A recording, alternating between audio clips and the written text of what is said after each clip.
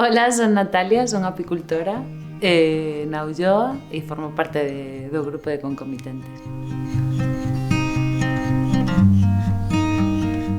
Pois as mediadoras lanzaron unha convocatoria por medio de redes, eu estaba participando en Ulloa Viva activamente e esa convocatoria chegoume a min e a moitas outras compañeiras e entramos a ver de que iba isto. No grupo de comitentes estamos dende produtoras, tanto produtoras de leite, iogures, queixos, apicultoras, despois xente que participou activamente, caras visibles da plataforma e, bueno, houve xente que entrou, saliu, pero sempre vinculada á loita contra a altre. Bueno, supoño que cada unha das comitentes tiñamos como unha visión única, non? A miña en concreto era que eu entrei un pouco para sair desa forza de resistencia do traballo dentro da plataforma, que foi moita, que extralimitou, creo, os nosos recursos humanos. Entonces necesitábamos un espazo seguro, donde loitar contra a macrocelulosa, pero dende outro lugar, dende unha parte como moito máis creativa, calmada, pausada, que conecta o territorio das persoas ao mesmo tempo. E creo que os contos do leite sobrepasou estes obxectivos con creces.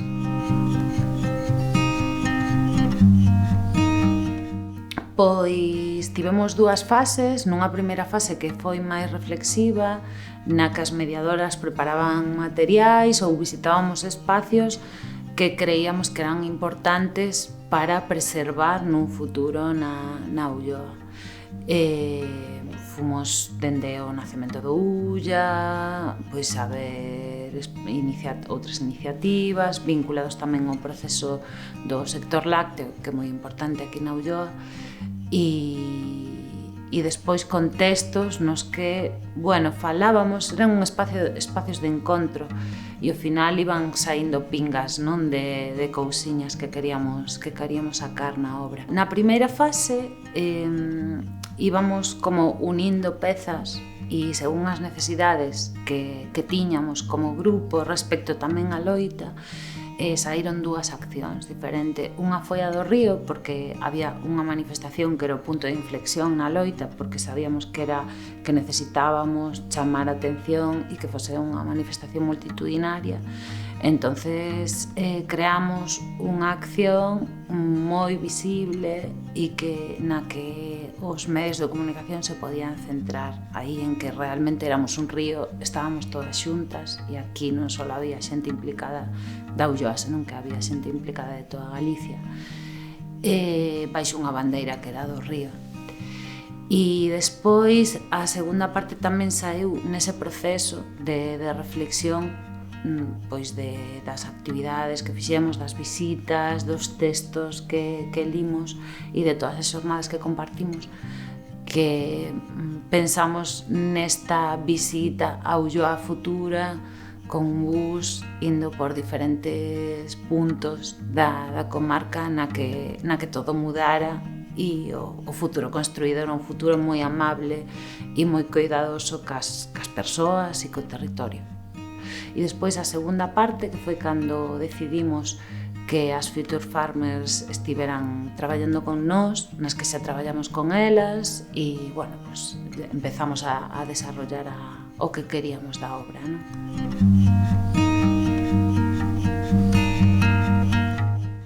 As mediadoras nos deron como unha serie de artistas, pois máis ou menos na liña que nos xa faláramos en toda esta primeira fase, e creo que o que foi que fixo que nos decantáramos por Future Farmers foi que tiñan nas súas obras sempre unha conexión co territorio, cos procesos participativos. Entón, criamos que co territorio rural, que non eran artistas que basaran as súas obras no urbano, non?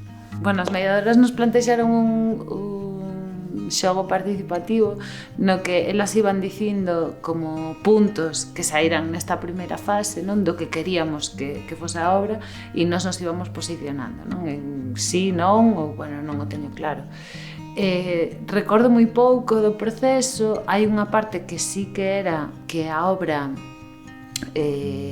tiña que quedarse no territorio, tiña que estar, e tiña que ser un proceso que vinculase ao resto da comunidade.